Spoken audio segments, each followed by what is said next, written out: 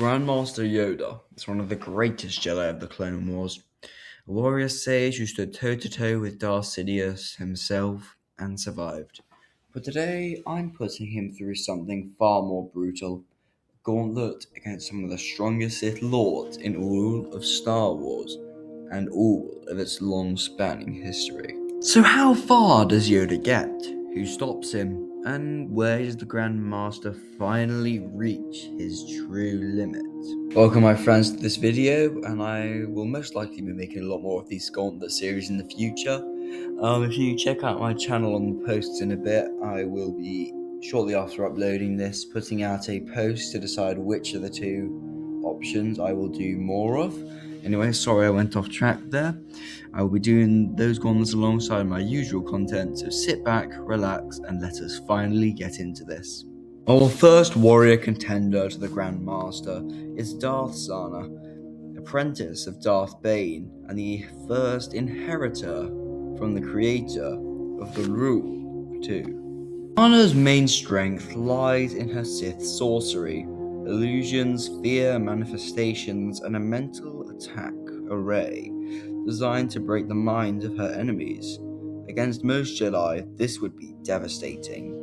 But Yoda is not like most Jedi. Yoda's mental discipline is among the highest in the Order's history. He has centuries of meditation, spiritual mastery, and inner clarity. Zana's illusions would hit him like waves crashing against a mountain. Noticeable, but ultimately ineffective. Physically, Zana is not the most impressive. Her lightsaber skills are good, but not the most elite. And Yoda's speed, agility, and precision would overwhelm her almost instantly. The result of this? Yoda would win with ease, and her sorcery alone would not be enough to compete or to stop the Grandmaster. In round 2, we now have a real fight on our hands.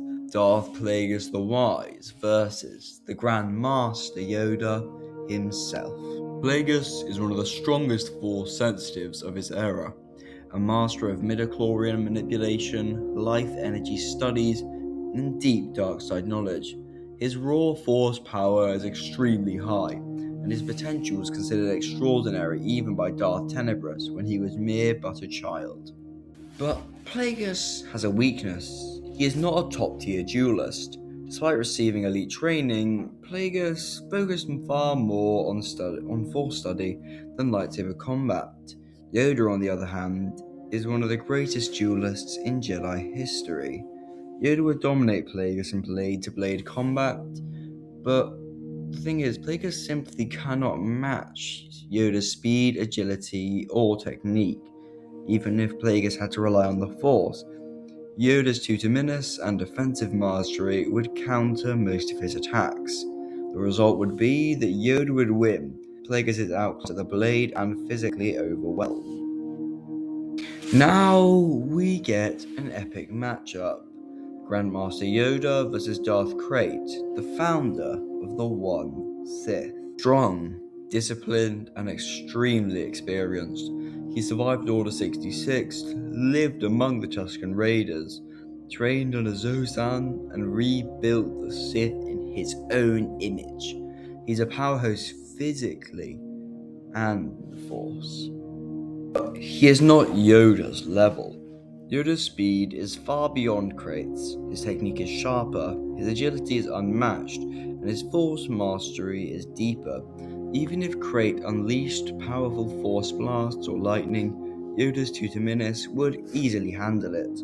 Krayt would struggle to land a single meaningful hit. Yoda would control the pace, the distance, and the rhythm of the fight. Yoda crushes Darth Krayt. There is a light-year difference between their two levels of skill. Next, Yoda faces a true Sith Titan, Marka Ragnos, one of the most legendary ancient Sith Lords. Ragnos is a monster of physical strength. His dark side aura is immense, and his presence alone can intimidate lesser Force users. In raw power, he is one of the greatest ancient Sith. But he is slow. Yoda's speed and mobility completely counter Ragnos' brute strength. Yoda would dance around him, striking from the angles Ragnos couldn't defend, and even though Ragnos is physically superior, he simply can't keep up with Yoda's agility. But the result being, Yoda would win, because all speed most of the time beats strength in a good old lightsaber fight. I mean, I'll just put an example out there. You go into a fight and someone's just holding out their sword two-handed, they have less range, and that means they're slower to move because you have to move both your hands at once. If you have one hand and you're moving faster like Yoda, it'll be pretty easy to dispense with your enemy. So I went on a rant there, just wanted to make a point. Here we reach the middle of the gauntlet, and also, now we reach a true test of skill and philosophy, Yoda versus Darth Traya herself. Traya's telekinesis is refined to a needle point. She can control multiple lightsabers at once and can create pressure from every direction all at once. Her mastery of subtle force manipulation is extremely dangerous all in itself, being its own different skill ceiling. But this is not a fight Yoda can take lightly like his previous engagements. But Traya does have a major weakness. Her physical body is fragile. If Yoda can break through her telekinetic defenses, the fight will end quickly. Yoda's speed allows him to dodge and deflect her floating sabers, his precision letting him close the distance, and once he does, Traya cannot withstand a direct confrontation. The result being, Yoda wins. He's too fast, too precise, too experienced. Now we get a brutal matchup. Yoda versus Darth Bane in his obelisk armor era. This will be a worthy fight. Bane is nearly unkillable in this form. The obelisks give him insane durability, constant adrenaline, and near limitless stamina. Yoda cannot break the armor easily, not with conventional strikes of his lightsaber. But Yoda doesn't need to. Yoda is far more agile, far faster, and far more precise. Bane would struggle to land a single hit. Yoda could outmaneuver him, exhaust him, and exploit the gaps in his armor. This fight would be quite long, but Yoda's mobility does give him the advantage. The result being, Yoda wins. He outlasts and outmaneuvers the creator of the rule of two, but it is still a close confrontation. True neck-and-neck battle. Yoda versus Darth Revan himself, one of the strongest Force users to ever live. Revan is one of the most versatile Force users in Star Wars, a master of both light and dark, a tactical genius, and a duelist with an unpredictable style and incredible adaptability. This is one of the closest fights in the entire gauntlet. Yoda is faster and more agile. Revan is more versatile and more unpredictable. Both are brilliant tacticians. Both can read their opponent quickly. This fight could go either way, but Yoda's speed gave him the slightest edge. The result on this, Yoda wins, but only by a hair. A true photo finish at the end of this great race. Now we reach the fight that pushes Yoda to his absolute limit. Darth Nihilus, the devourer of life and planets. Nihilus's main weapon is his Force Drain, and it's so powerful he can consume entire planets at once. But Yoda's light side mastery gives him some resistance, but not immunity. He can hold out longer than most Jedi, but not forever. Even if Yoda used every ounce of speed and force power he had, he could not reach Nihilus fast enough to stop the drain.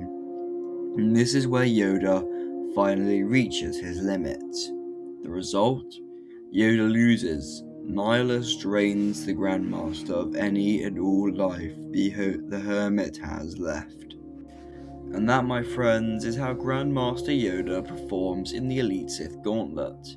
He defeats Zana, Plagueis, Crate, Ragnos, Traya, Bane, and even Revan, but he finally falls to the overwhelming power of Darth Nihilus. I hope you guys enjoyed this video. Feel free to leave your suggestions in the comments. Let me know what gauntlet you'd like to see next. which characters you want me to rank or compare. Thank you guys for watching, and I'll see you in the next one. Also, if you guys do care about what you want to see next on the channel, I do regular posts, I believe, or I'm trying to, on my YouTube channel. If you go onto there, I'm going to be putting a post up shortly after this video is released on which of the two you want to do next. Make sure to go check that out if you liked the video, and I'll be making more of this in the future. Anyway, thank you guys, and I will see you in the next one. Bye!